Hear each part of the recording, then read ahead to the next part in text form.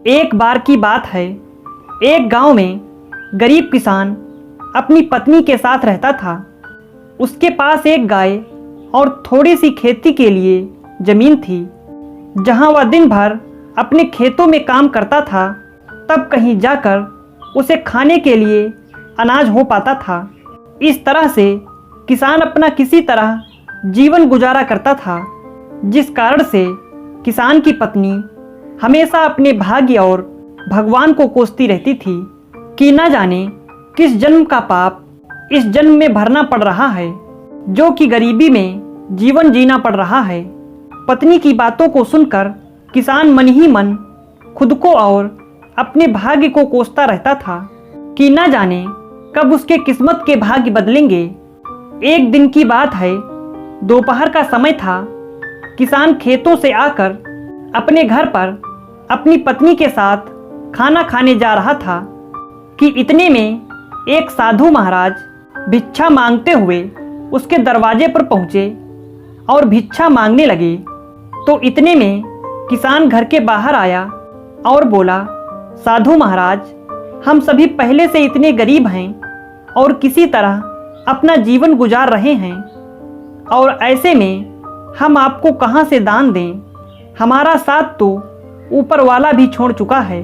गरीब किसान की बात सुनकर साधु महाराज उसके स्थिति को समझ चुके थे और बोले, क्या तुम सच में अपने को गरीब मानते हो? ईश्वर पर से तुम्हारा विश्वास उठ गया है?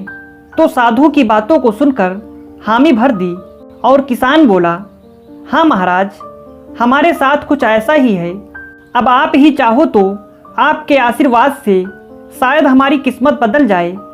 तो किसान की यह बात सुनकर साधु महाराज ने कहा, ठीक है, जैसा हम कहते हैं ठीक वैसे ही करते जाओगे। तो गरीब किसान बोला, क्या करना होगा हमें जिससे हमारे अच्छे दिन आ जाएं और हमारी गरीबी दूर हो जाए? तो साधु महाराज बोले, ठीक है, आज से वह काम करना पड़ेगा जिससे ईश्वर तुमसे प्रसन्न हो। सबसे पहले अपने गाय को बेच दो और गाय के बदले मिले पैसों से अनाज खरीद कर ले आना। साधु की यह बात सुनकर किसान भौचक्का रह गया।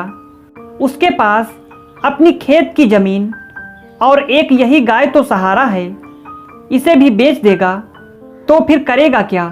तो साधु से समझाते हुए बोले, अगर मेरे बताए हुए रास्ते पर चलने से तुम्हारा कुछ भी नुकसान होता है तो उसकी भरपाई मैं कर दूंगा।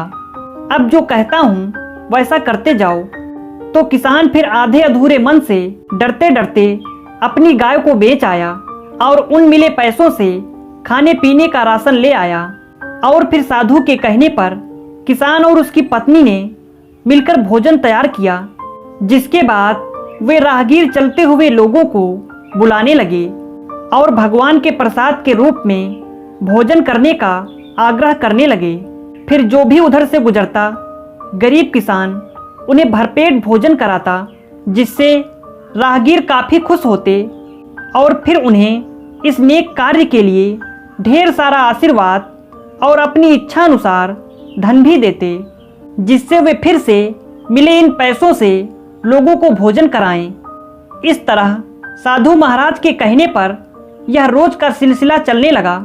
हर दिन गरीब किसान अब मिले पैसों से भोजन का प्रबंध करता, जिससे राह चलते लोग प्रतिदिन उसके यहाँ भोजन करते और दान के रूप में किसान को कुछ न कुछ धन जरूर देते जाते, जिससे गरीब किसान के दान की बात धीरे धीरे दूर दूर तक फैलने लगी थी।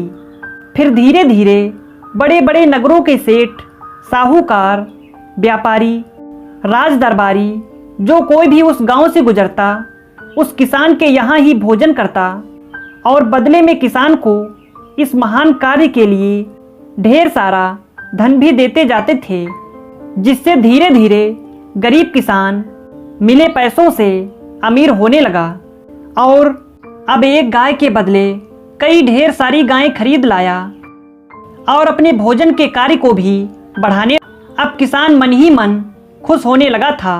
उसे अपने बदलते किस्मत पर भी भरोसा होने लगा था, जिसे देखकर साधु महाराज किसान का हाल पूछते हुए बोले, अब बताओ, तुम भी वही गरीब किसान हो, यहाँ भी दिन रात मेहनत करते हो और ईश्वर के बताए गए पुण्य के मार्ग पर चलते हुए लोगों को भोजन कराते हो, जिससे अब ईश्वर भी तुमसे प्रसन्न हैं।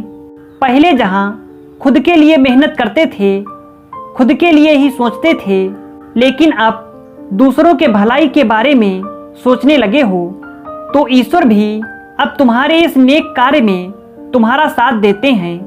यानी हम सभी ईश्वर को कोसते तो जरूर हैं, लेकिन ईश्वर के बताए गए मार्ग पर चल नहीं सकते। ईश्वर से पाने के लिए हर कोई इच्छा तो जरूर रखता है, लेकिन पहले ईश्वर के आशीर्वाद को पाने के लिए खुद को वैसा बनाना पड़ता है। यानी हम जैसा करते हैं, हमारे कर्मों के अनुसार ही हमारे भाग्य का निर्धारण होता है। साधु की यह बात को सुनकर किसान को अब समझ में आ गया था, अगर सच में जीवन में अमीर बनना है तो सबसे पहले हमें अपनी सोच बदलनी होगी। अपने लिए तो हर कोई जीता है, यदि हम दूसरों के लिए जीना शुरू करते हैं तो ईश्वर भी हमारी सहायता जरूर करते हैं। अगर आपको हमारी कहानी अच्छी लगी तो लाइक और शेयर जरूर करें, और ऐसी ही कहानियाँ सुनने के लिए हमारे चैनल को सब्सक्राइब करना बिल्कुल ना भूलें।